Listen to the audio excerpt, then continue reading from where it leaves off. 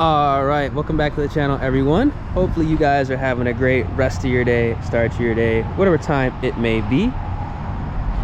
We might be getting some runs in with the Shelby GT350. I actually was gonna go to San Antonio today. I finished everything I needed to do before 5 o'clock. And I was like, you know what? I'm gonna take like an hour and a half, 2 hour nap and then head out. And obviously that turned into like a 4 hour nap. I woke up at 9, so we're gonna go ahead and get some local runs in. I'm not too sure exactly what we're gonna be going up against today, but we'll see. I've never ran this route before that we're gonna be taking, so we're just gonna be playing it by ear. Probably just do call outs. And yeah, if you guys enjoy the videos, feel free, drop a like on the vid, subscribe to the channel, turn those post notifications, and I'm gonna catch y'all probably honestly on the rollout, you know, when we're trying to go ahead and get some runs in. So yeah. All right, let's see what we can do. We've got a couple runs lined up.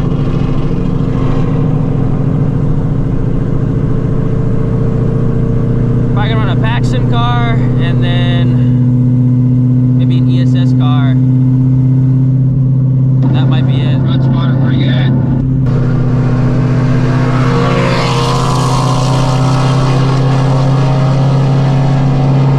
A few moments later.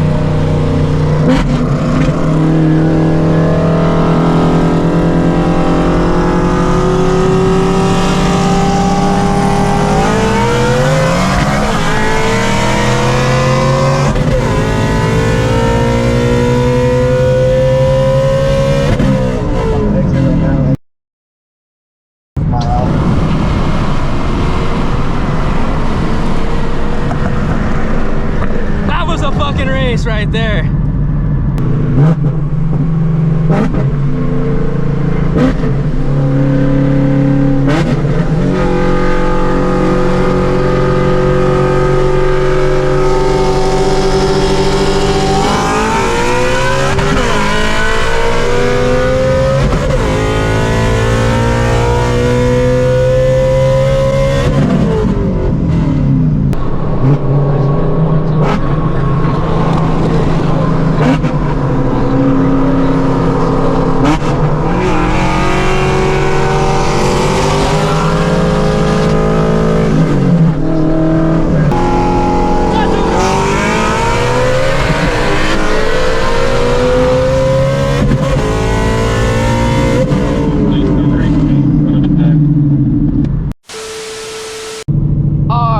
It is the next day.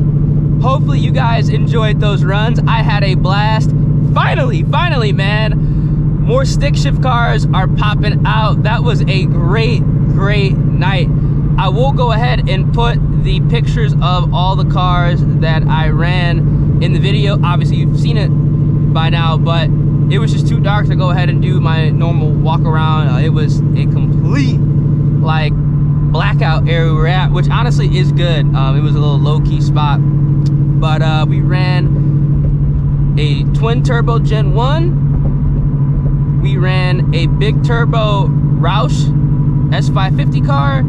We ran a Paxton Gen 2, as well as a 6-gen Camaro. Great runs, man. The best run was definitely against 100% the Twin Turbo Gen 1. Badass build, bro. That was a run. It's so fun running up against other manual cars, man, because it's a driver's race. Don't matter how much horsepower you have, 8 to 1,000, it can literally go any direction depending on how well you can shift, the power band of the vehicle with whatever power adder you have, as well as the driver mod. And that's exactly why I love racing manual cars, because you get to really see exactly how well or how not well a car is set up. So that was incredibly fun. One thing I have noticed about the Shelby GT350, specifically the gearing with the 3160 transmission, and that's why I like the 3160 transmission in this vehicle. I do not plan on ever going ahead and T56 swapping this car.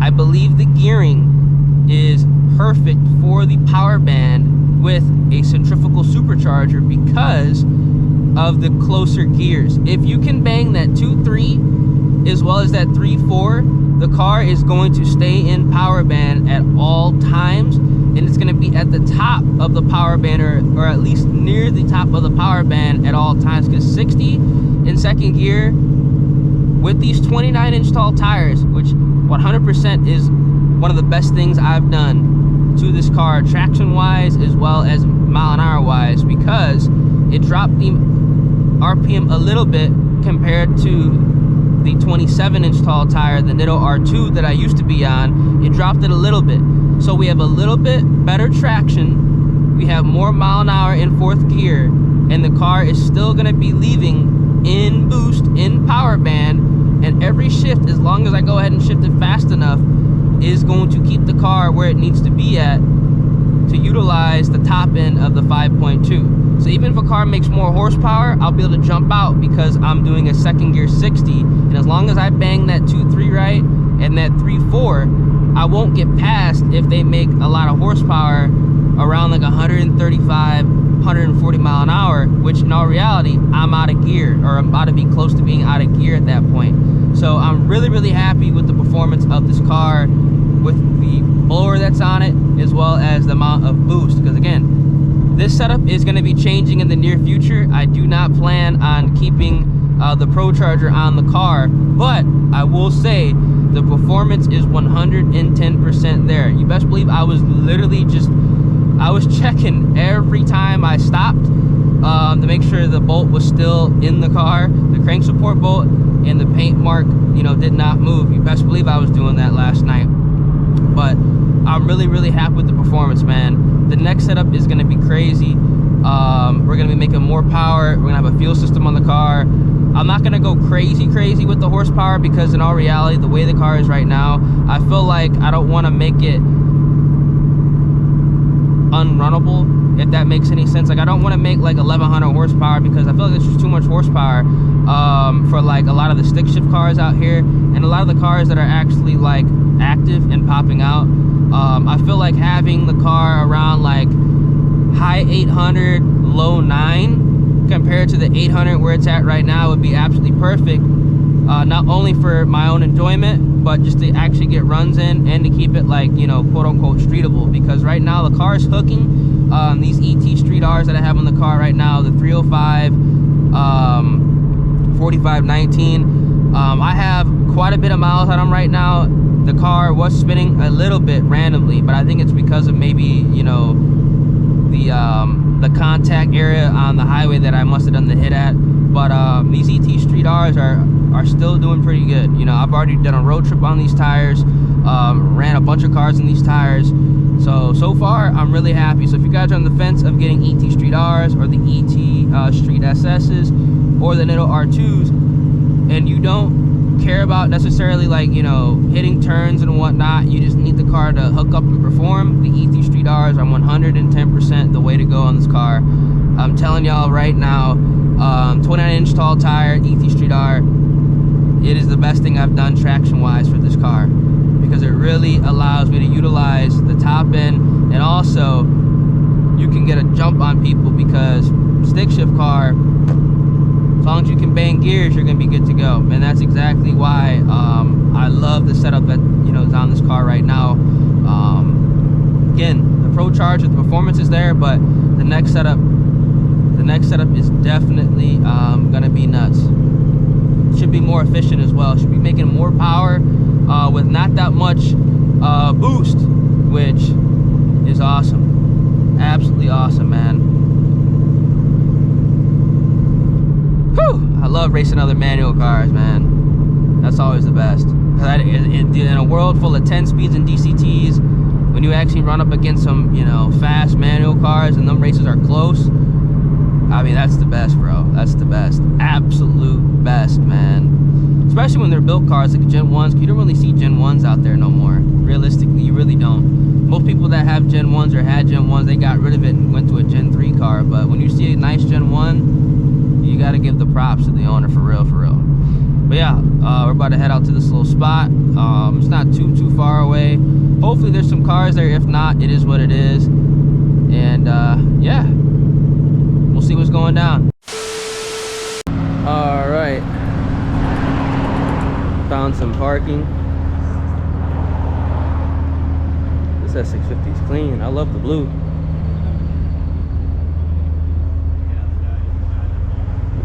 We about to see what's here.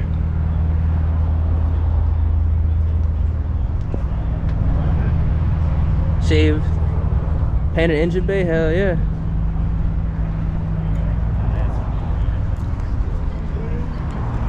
Ooh, this is nice too.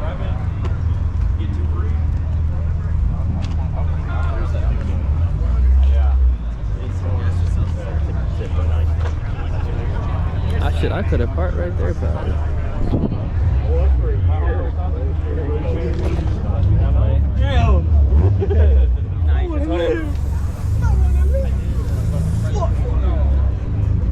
Got cars parked up all the way up here. Got a Porsche on the BBS's with the phone in there. That do not have to flex on us. Shit, that's actually so tough though. With the phone, I would love to have one of those just to cruise, man. That'd be so sick. Oh shit, I could have parked in here too. Oh, this is a nice Honda. Damn, this Honda's clean. Another nice Porsche. GT350. See, everything is tight in Houston, man. Like, these parking garages, like, not parking garage, like these parking lots, like everything is so tight. Like if you don't have like a small compact car, like homeboy is struggling to get in there, like I don't blame you, bro. I've been like, man.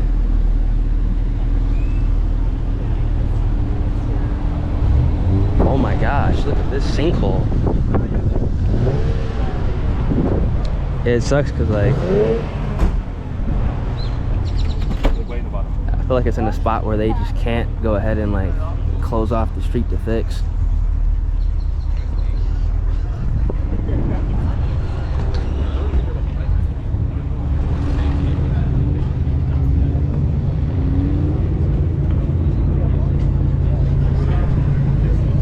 Oh, we got a dark horse over there. Oh shit, 2 dark horses.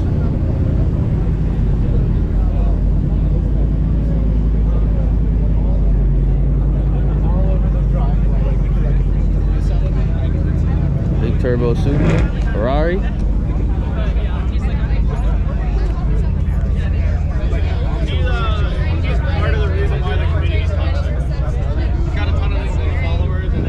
Damn.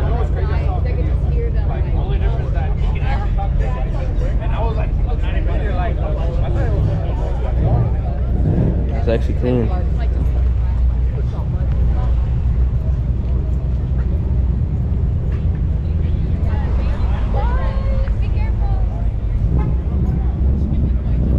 Dude, that's some nice cars here. This is a nice C5.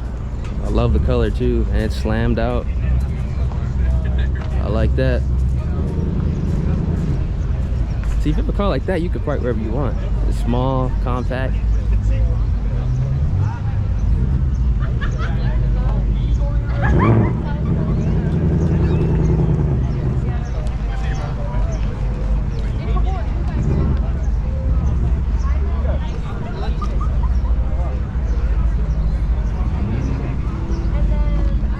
Y'all cannot lie. This is clean as hell. I love that. Cannot go wrong with the black C6 Z06.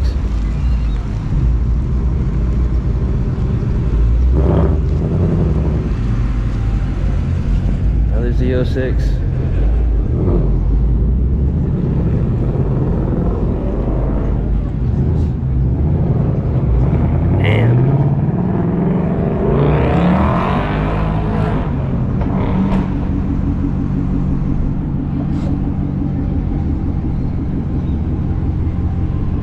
A lot of nice cars parked here. All right, hopefully you guys enjoyed the video back at the casa. Got some runs, cars and coffee. If you do enjoy this type of content, feel free, drop a like on the vid, subscribe to the channel, turn on those post notifications. Make sure you guys follow me over on Instagram. I post the runs on Instagram as well with the owner, so you can actually go ahead and see what's done to the cars. And these cars have been posted on other YouTube channels as well, so you probably have seen a couple of these cars run. This upcoming week, my mom's actually flying in from Chicago, so we're gonna be chilling this week. I'm not even gonna get her in this car because I already know how that's gonna go. Probably whipping the S650, might make a video with her in the S650, and then the week after that, we got Mustang week, and I have some things lined up with this car for Mustang week, so stay tuned. Stay safe out there, y'all, and I'm gonna catch y'all in the next one. Deuces.